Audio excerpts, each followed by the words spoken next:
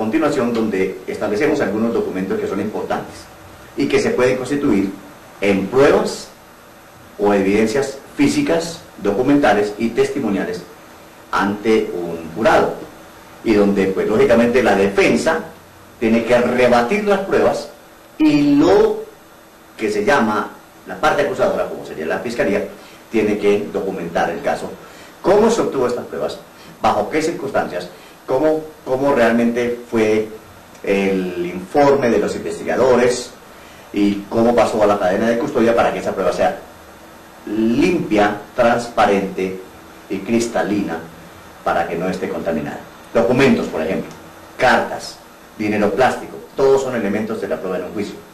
Documentos contables, libros de contabilidad, registros, son elementos vitales en una investigación y como pruebas físicas para presentar en corte. CDs, computadoras, evidencia electrónica son consideradas como elementos para pruebas en corte también. Documentos de identificación falsos, tarjetas de crédito, todo tipo de fraude es obligación de la Fiscalía probar estos documentos en la corte y probante que fueron falsos y cómo fueron hechos. Por ejemplo, aquí tenemos lo que llaman exhibit o pruebas que se presentan en una corte.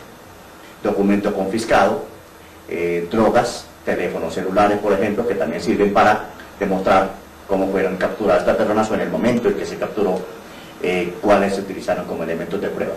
Aquí, por ejemplo, una radiografía, que es un elemento clínico muy utilizado últimamente para personas que transportan dinero o drogas dentro del sistema, digamos, digestivo. Esto es muy importante establecerlo, que también puede servir como una prueba y como una prueba contundente ante una corte. Se analiza, pues, lógicamente el contenido del estómago de esta persona y, lógicamente, esto es absolutamente relevante cuando se presenta no solamente la fotografía, sino en el momento que se está tomando la foto a la persona con sus huellas y se presenta esto en corte. Esto es absolutamente contundente. Armas, cocaína, por ejemplo, en este caso heroína, de mafias internacionales, también esto sirve como pruebas y como elementos probatorios. El momento del arresto es crucial. El arresto también tiene que ser limpio y transparente. No se puede arrestar a nadie solamente por la sospecha, se tiene que arrestar a alguien bajo la orden de una corte, de un juez, a no ser que esté cometiendo un delito de flagrancia. Y lógicamente se le tiene que decir por qué se está arrestando a esta persona y en menos de 48 horas se le tienen que hacer cargos sobre las acusaciones delante de un juez, para que esa persona sepa por qué está arrestada. No se puede tener una persona indudablemente. Cuando ya hablábamos anteriormente que existen pruebas sustanciales, pues lógicamente la persona va a ir a una prisión y va a esperar, pues lógicamente, su juicio, o va a ir hasta hacerse que califica para una fianza y la persona va a estar en su casa.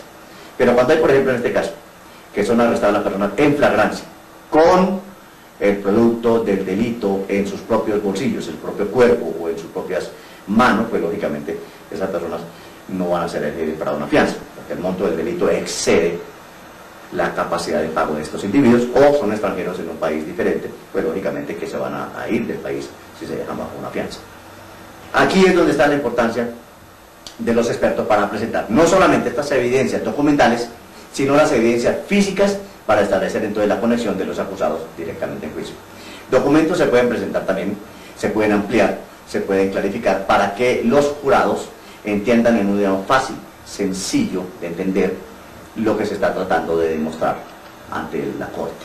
Pues lógicamente, los jurados no son contadores, no son auditores, no son expertos, no son químicos, y lo que hace el experto es clarificar ante estas personas en un lenguaje sencillo, común, muy corriente, para que puedan entender lo que está pasando y establecer una historia coherente para encontrar, pues, la culpabilidad o inocencia bajo sus propias convicciones, muchísimo más allá que una duda razonable.